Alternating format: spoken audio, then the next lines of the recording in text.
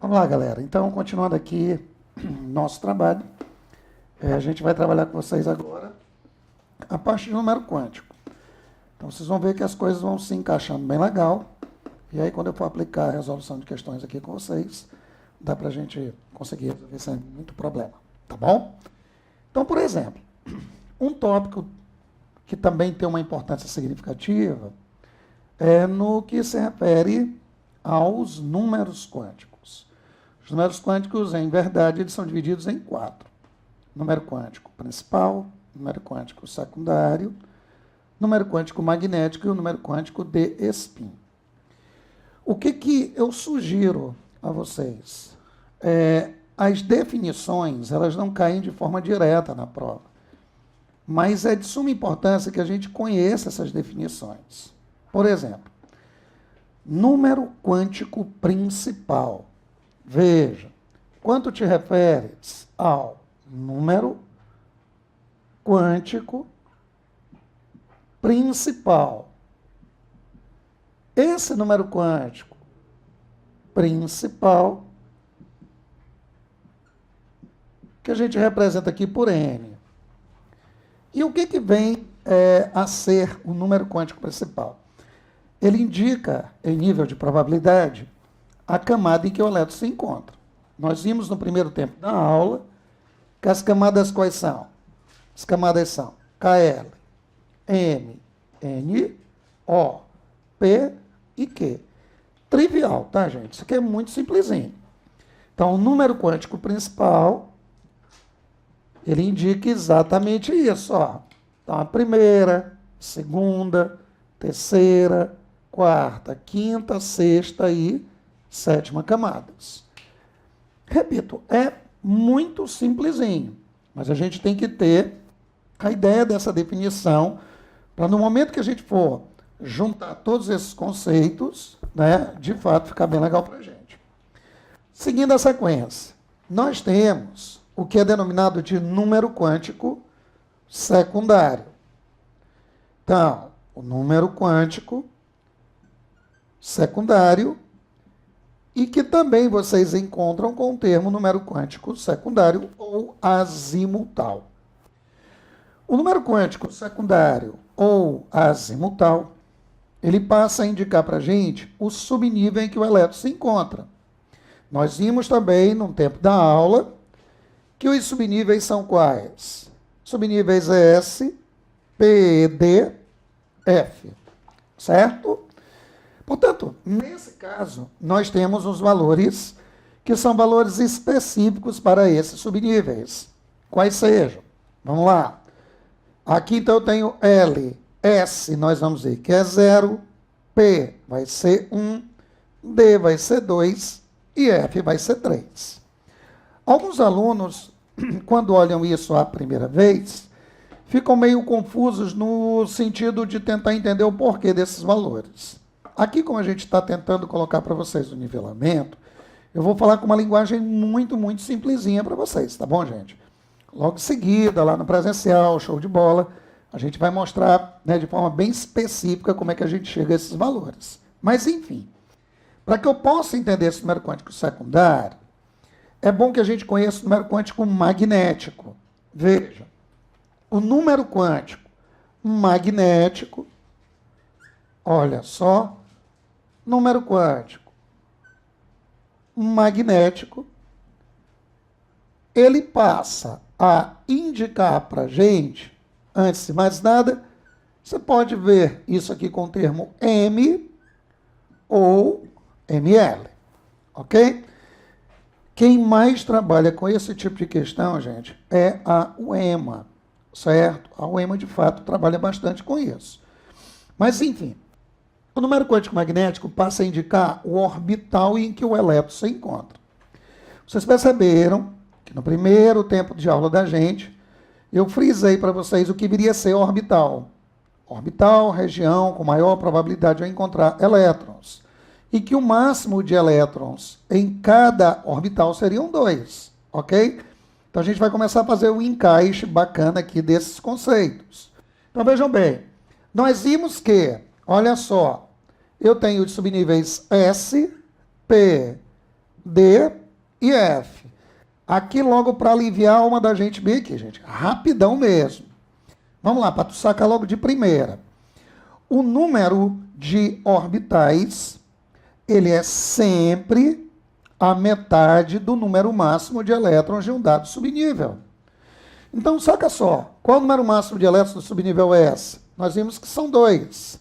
Aqui 6, 10 e aqui 14. Bem bonitinho, foi o que nós vimos. Portanto, galera, olha só.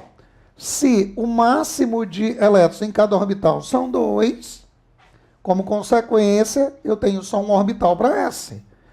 Para P, como eu tenho 6 elétrons, aqui o que nós vamos ter são 3 orbitais. No caso D, como são 10 elétrons, nós vamos ter 5 orbitais. E no caso de F, como são 14 elétrons, como consequência, nós vamos ter aqui 1, 2, 3, 4, 5, 6, 7 orbitais.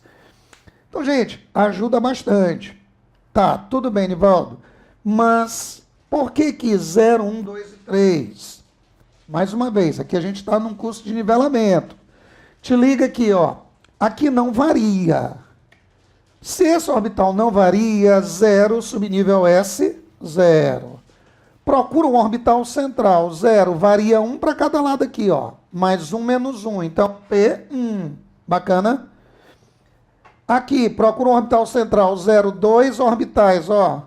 Mais 1, mais 2, menos 1, menos 2, valor de L para D igual a 2. Do mesmo jeito, F, 14, orbital central, ó. Variam 3 orbitais, F3, bacana. Só que a gente vai ver que isso aqui vai ser mais 1, mais 2, mais 3, menos 1, menos 2 e menos 3, ok? Então vamos lá, bem rapidinho. Principal indica a camada, o secundário indica o subnível em que o elétron se encontra, lembrando que são aqueles valores que nós colocamos para vocês ali, 0, 1, 2, 3. E no caso do número quântico magnético, ele indica o orbital.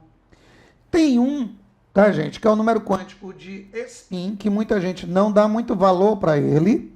Ele traz uma carga interessante no que tange ao ferromagnetismo, diamagnetismo, paramagnetismo.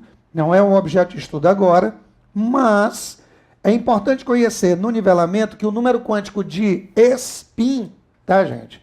E é isso que a gente precisa saber nesse primeiro momento, é o que o número quântico de spin, que a gente representa por S, ele passa a indicar se o elétron é o primeiro ou o segundo orbital.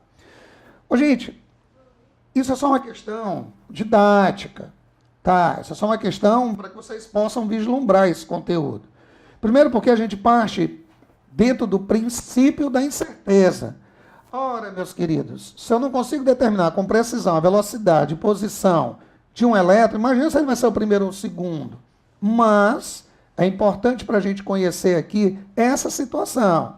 Vejam, olha lá, isso bem aqui, da pouco eu pus para vocês, isso aqui é chamado de primeiro elétron. Veja, o primeiro elétron. E também arbitrou-se isto aqui como sendo o nosso segundo elétron. Fechou aqui bacana, olha. Também nós vimos que quando nós formos preencher um orbital, ainda há pouco eu botei um exemplo para vocês, no módulo anterior, e que só posso preencher o segundo elétron depois que todos os primeiros estiverem preenchidos. Bacana? Então vejam bem, eu trabalhei contigo a noção de tabela periódica, de distribuição eletrônica e agora de números quânticos. Daqui a pouquinho eu volto com vocês e a gente vai fazer uma questãozinha para vocês terem uma ideia de como é que isso aqui pode ser aplicado. A gente vai trabalhar com vocês uma questãozinha, uma questão relativamente simples, para vocês terem uma ideia de como é que funciona. Vejam, via de regra, os caras colocam desse jeito para a gente. Olha só, ele pega e coloca uma situação assim. Vou fazer bem bonitinho para vocês aqui. Pau, desse jeito. Ok? E daí, então, eu tenho esse elétron. Bem que eu vou chamar de camada, olha só, camada M. Bem aqui, bacana. A partir do momento que eu tenho essa situação, eu posso perguntar a vocês, o avaliador pode perguntar a vocês, quais seriam os conjuntos de números quânticos para esse elétron. Então, te liga no que eu vou colocar. Quais são os números quânticos? Números quânticos principal, o número quântico secundário, número quântico magnético, e aqui também nós vamos pôr o número quântico de spin. Uma observaçãozinha que é bem interessante repassar a vocês. Nesse tipo de situação, alguns alunos me perguntam assim, Nivaldo, como é que eu vou saber se o elétron vai ser o primeiro ou o segundo a entrar no orbital? A questão especifica para ti, tá, gente? Então, tipo, sabendo que o primeiro elétron entrar no orbital equivale a menos o meio, ou mais o meio, tá? Isso fica claro para a gente na questão. Enfim, veja, se bem aqui eu tenho a camada M, olha lá o que nós fizemos, com a mãozinha bonitinha, ó, K, L, M, ok? Então, nesse caso, o que eu estou colocando para ti aqui é dizendo que esse elétron, ele está situado na terceira camada, ok? Outro detalhe importante, L, ó, aquilo que eu falei para vocês, ó, aqui eu tenho 0, mais 1, e aqui eu tenho menos 1, ok, gente? Como a variação foi de um orbital, a partir de um orbital central, tá, gente? Inevitavelmente, o valor de L aqui vai ser 1. Tranquilo? E o magnético? Como eu disse a vocês, o magnético passa a indicar o orbital em que o elétron se encontra. E ele tem 3 probabilidades, ou menos 1, ou 0, ou mais 1. E, nesse caso, ele está situado bem aqui no orbital menos 1. Como eu chamei a atenção de vocês ainda há pouco, tá, gente? Aqui, o avaliador especifica isso, ó. Esse elétron, ele pode ser menos ou ele pode ser mais um meio. Do mesmo jeito aqui, ó. Eu posso ter essa situação também como menos ou também mais um meio. O avaliador especifica, sabendo que o primeiro elétron entrar no orbital é igual a menos um meio. Se ele especificar isso, o segundo é mais um meio e vice-versa. No caso em tela, eu estou afirmando para ti o seguinte, que esse elétron, primeiro a entrar no orbital, ele equivale a menos um meio. Se ele equivale a menos um meio, por conseguinte, o número quântico de spin aqui só poderia ser quanto? Mais um meio. Pronto. Ó. Te liga também no que eu vou colocar para você. Com essa mesma questão, com esses mesmos dados que estão bem aí no quadro para vocês, certo? O indivíduo pode pedir para que você especifique a qual família esse elemento pertence.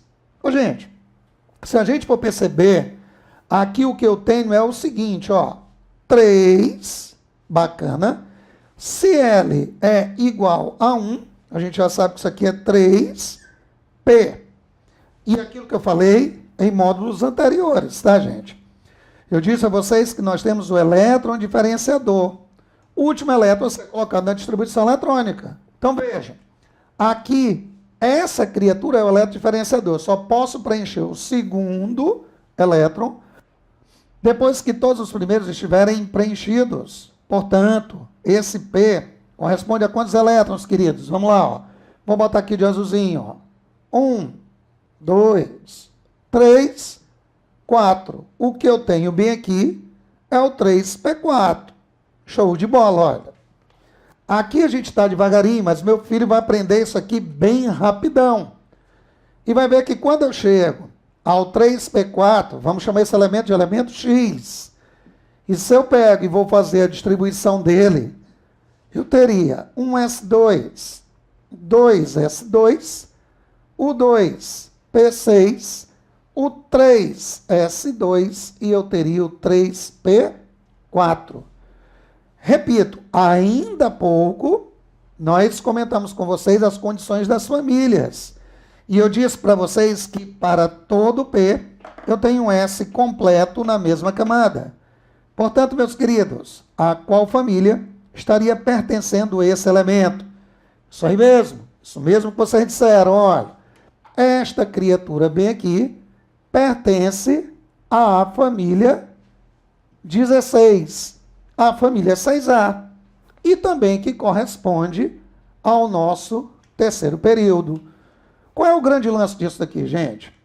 O grande lance é que se tu consegues, dentro dessa nossa tônica, tu consegue compreender a distribuição, tu consegue compreender a tabela periódica, o basicão que a gente botou aqui para vocês, e os números quânticos, meus queridos, isso vai facilitar sobremaneira o entendimento da ligação química.